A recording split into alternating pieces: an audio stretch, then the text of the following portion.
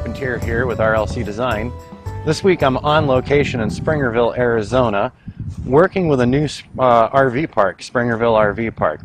Now, the park is still under development, but over 40 sites are now open to the public. They're offering full hookups, so water, power, sewage, and not much else at the moment because they're still actually building the park out. Over the past week, I've been able to film and visit with the owners of the park, seeing their work as they're constructing the park. It's pretty interesting and amazing. I think as an RVer, and I'm not alone in this, that we often forget everything that goes into our experiences at an RV park. So getting to see a new park built from the ground up has been extremely interesting for me, and it's been a challenge too for the work that we do at RLC Design. Normally we work with RV parks that are already established. They've been around for a while and they need some help getting found. They need some help reaching new customers. In the case of this park, as we're looking around here, they have no customer base yet. This is a brand new park, so people are just starting to get to know about them. And this park is still under development, so there's going to be a lot more to learn over time about what they offer. Right now, as I said, full hookups for self-contained RVs. They're working on their new office location. They're working on their new bathroom and shower facilities, but those aren't available yet. Also, one of the big questions for a lot of RVers is there Wi-Fi throughout the park? Well, no. At the moment, there isn't Wi-Fi throughout the park. And that's a big deal for RVers these days. RVers want to know, do you have Wi-Fi throughout your park? In the case of the Springerville RV Park, they don't have the Wi-Fi yet. They have two options from two different carriers for broadband internet. Unfortunately, the options are bad and worse, in my opinion. The carriers in the area do not offer really high-speed broadband.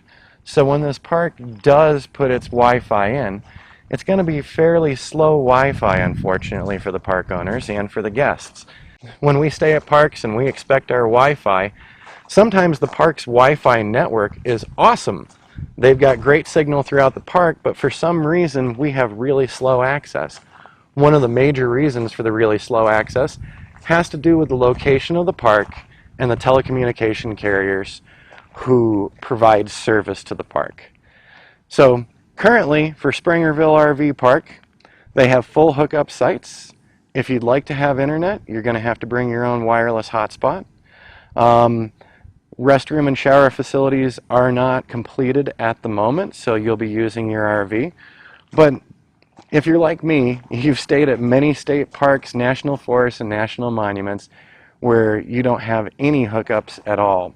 So the fact that they've got 30 amp, 50 amp, really great water pressure, good sewage system setup, this park is off to a good start, and it might be interesting if you'd like to come by and visit Springerville and the Arizona White Mountains. And that's one other part I want to talk about for building a new RV park. Why do you visit a park? So for me, I visit parks for lots of reasons. One of the reasons is to work with the parks to get them found online. Other reasons are for vacation and travel, of course, because I do enjoy traveling with my Airstream. And so oftentimes the park is not a destination for me. I go to RV parks because I want to visit places like Hovenweep or Bisbee, Arizona, or Chiricahua National Monument. Those are just a few examples.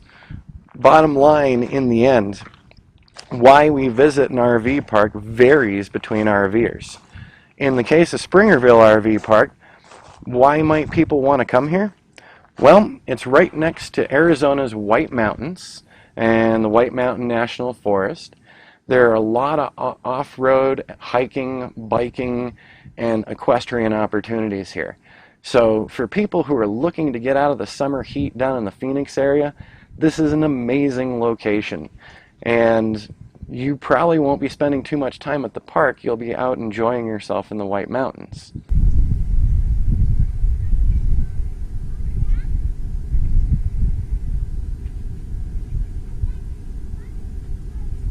While we're walking here, I'm just going to pan you around so you can see the new sites are massive. Each site averages about 34 feet wide. They've got a pull-through section in the center for the biggest of RVs is what I think. They've got a front row and a back row that sometimes can be pull through and sometimes back in, depending on if larger rigs are blocking the rear area for pull through. But this is a very large park, and with over 40 sites open already, and they'll be planning for 100 sites by the time the park is done. It's going to be a lot of room for folks visiting the Springerville area. In the end, it's going to be interesting to watch the development of the Springerville RV Park over the next months and over the course of the next year.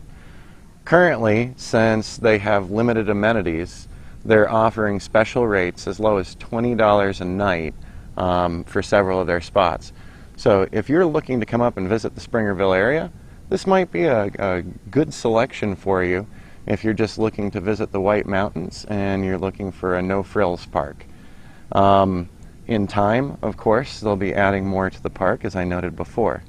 And then from my perspective and from the perspective of RLC Design, our job is to get this park found and get potential guests inquiring about the park and coming to visit the park. Like I said, they're still in the middle of growing and they're still building out the park. The owners have done an amazing job at getting the park this far along, especially for the size of it.